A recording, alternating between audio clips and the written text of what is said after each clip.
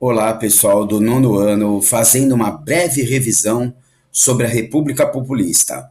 O que aconteceu no Brasil de 1945 a 1964, falando sobre o seu dilema econômico, sobre o governo Dutra, Getúlio Vargas no segundo mandato, Juscelino Kubitschek, Jânio Quadros e João Goulart, conhecido como Jango. O grande dilema econômico da época era se o Brasil deveria ser nacionalista ou liberal.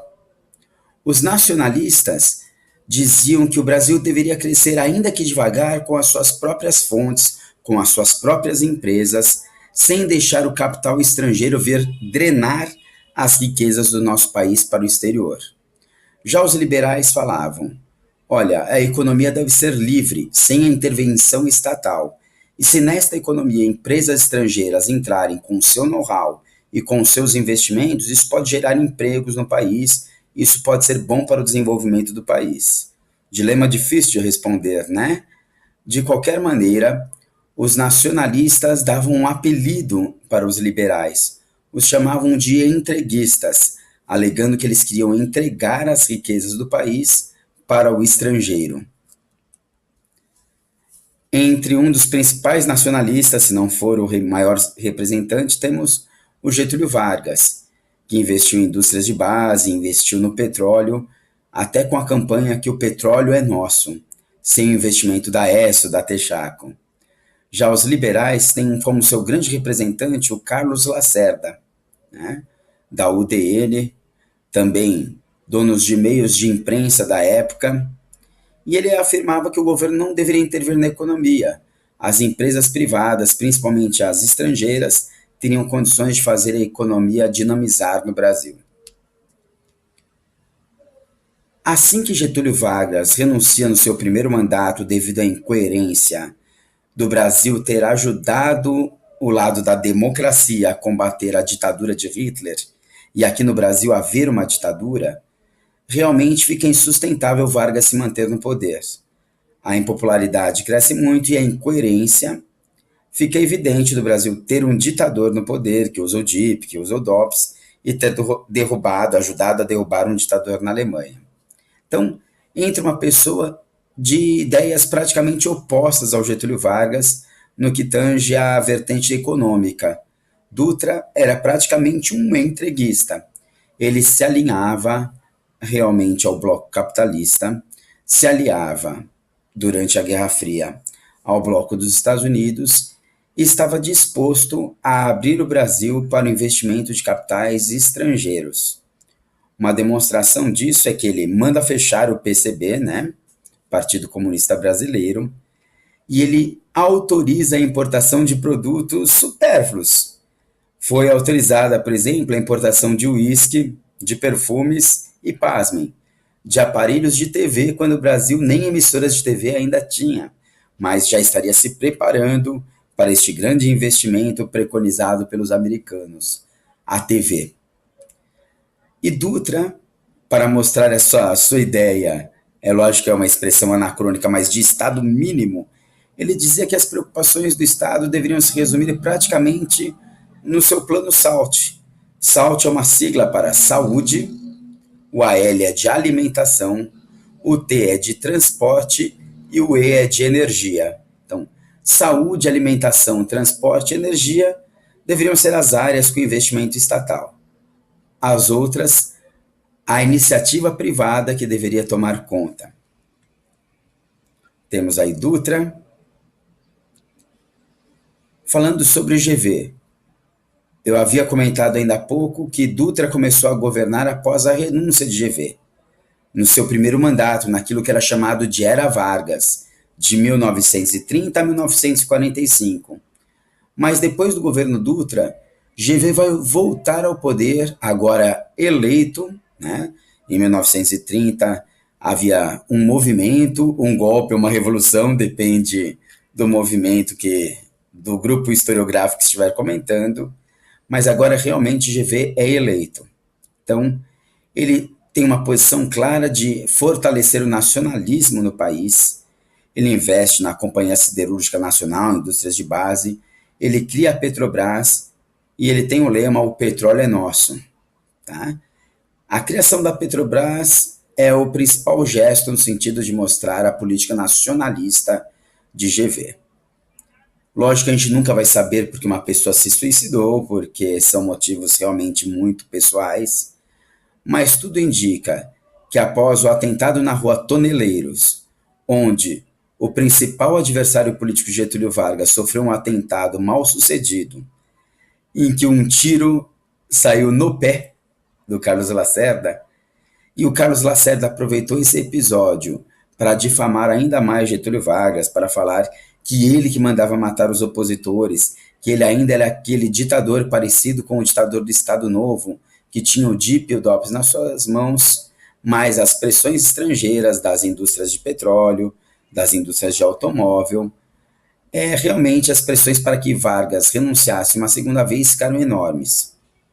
É lógico que, dando uma de psicólogo amador, entre renunciar ao poder pela segunda vez e cair no esquecimento, e entrar para a história deixando uma carta-testamento e se suicidando, GV fez a segunda opção. Está aí Getúlio Vargas. O que é muito curioso é que nas pesquisas de intenção de voto da época, né, ainda que fossem feitas de maneira precária, tudo indicava que o principal opositor de GV, o Carlos Lacerda, entreguista da UDN, ou melhor, liberal da UDN, mas chamado pelos nacionalistas de entreguista, tinha todas as condições de ser eleito o sucessor de Getúlio Vargas. Só que com o suicídio de Getúlio Vargas, é deixado um vácuo na política. É como se boa parte da população se sensibilizasse com a morte do pai dos pobres. E de alguma maneira a opinião popular atribuiu esse suicídio do pai dos pobres, a culpa teria sido de quem tanto difamava, de quem tanto pressionava Carlos Lacerda. Preferiram então votar em alguém que era do partido de Getúlio Vargas, o JK. Por isso que nós dizemos que o Juscelino Kubitschek, o JK, foi eleito no vácuo do suicídio de Getúlio Vargas, né? Imaginando uma prova de corrida ou de ciclismo, o vácuo é aquele espaço que é deixado quando o corredor da frente, é aquele que ficou a maior parte da prova em primeiro lugar, cede espaço para o segundo lugar, que normalmente é um cara bom no sprint final, não é? Ele aproveita o vácuo deixado pelo primeiro colocado. Muito bem. Como, de certo modo, o JK agradou tanto entreguistas, tanto liberais, quanto nacionalistas. Ele, com a sua política de nacional desenvolvimentismo, ou seja, fazer o Brasil crescer, segundo o seu lema, 50 anos em 5, com uma série de investimentos estrangeiros, entenda-se em investimentos também como dívidas, ele agradou os dois blocos, porque ele, ao mesmo tempo que investiria em indústrias de base, criaria uma nova capital para o Brasil, Brasília, no Planalto Central. Ele também permitiu a entrada de empresas estrangeiras, construiu estradas que agradavam tanto as petrolíferas internacionais quanto as montadoras de veículos. Então, de alguma maneira, ele conseguiu agradar nacionalistas e entreguistas. O problema é o seguinte: alguém ia ter que pagar esta conta. Na época não havia a lei de responsabilidade fiscal. A dívida feita por JK foi herdada por seus sucessores. O Brasil cresceu, mas a dívida cresceu ainda mais. Temos aí JK. Em seguida é eleito Jânio Quadros. Jânio Quadros faz toda uma campanha associando a inflação ao alto índice de corrupção no país. E a sua campanha é de que ele varreria a corrupção do país. O seu símbolo era até um broche em forma de vassoura, e existia um jingle de campanha, algo do tipo assim: varre, varre, vassourinha, varre, varre a bandalheira. O problema é o seguinte: no seu ministério praticamente continuaram os mesmos políticos que estavam há anos na política do país. E quando era questionado sobre por que não estava cumprindo a sua promessa de campanha de varrer a bandalheira, ele desconversava. Os historiadores dizem que ele criava factoides, ou seja, fatos construídos para desviar a opinião pública. Alguns são muito notórios. Ele, por exemplo, proibiu a briga de galos. Não que a briga de galos deva ser estimulada, mas também não que um presidente precise decretar isso. Ele pode deixar um ministro cuidar disso, algum órgão competente cuidar disso.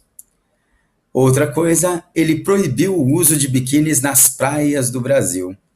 Até nessa época foi feita uma música para brincar com esta proibição. Aquela música: era um biquíni de bolinha amarelinha, tão pequenininho, não cabia na Ana Maria.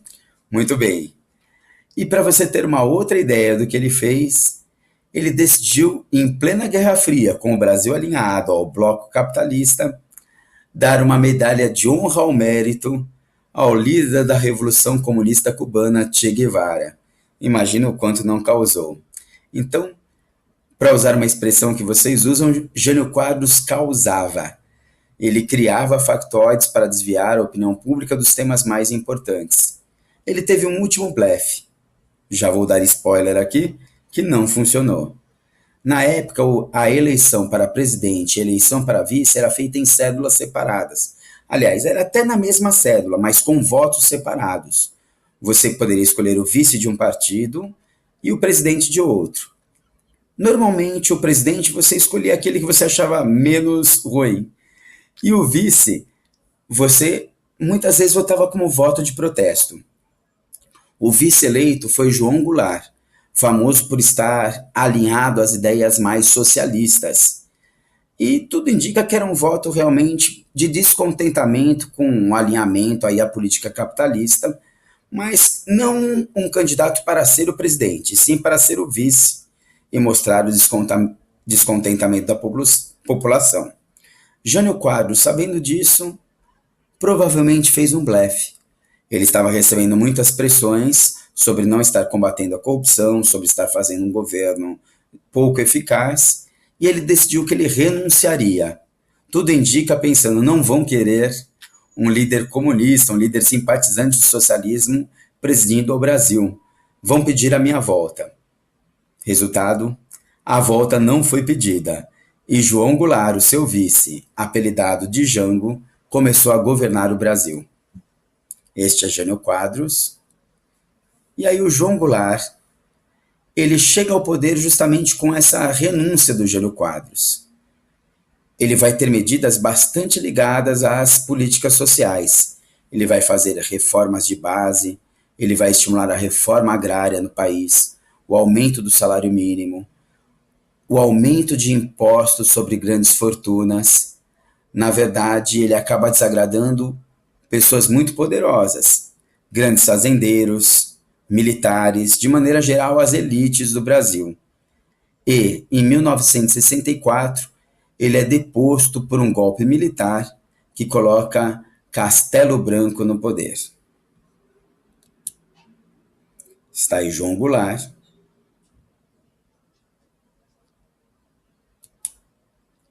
Se você quiser dar uma olhadinha nesses slides novamente, você pode encontrá-los em gg.gg/populismoslides. Se você quiser assistir esse vídeo novamente ou indicá-lo para alguém, um link rápido para o mesmo é gg.gg/populismo YouTube. E se você quiser testar os seus conhecimentos em 5 testes rápidos com a correção automática e instantânea, valendo 2 pontos cada, você pode acessar gg.gg/populismoforms. Espero que este vídeo tenha lhe ajudado a rever os conceitos do populismo. Um grande abraço.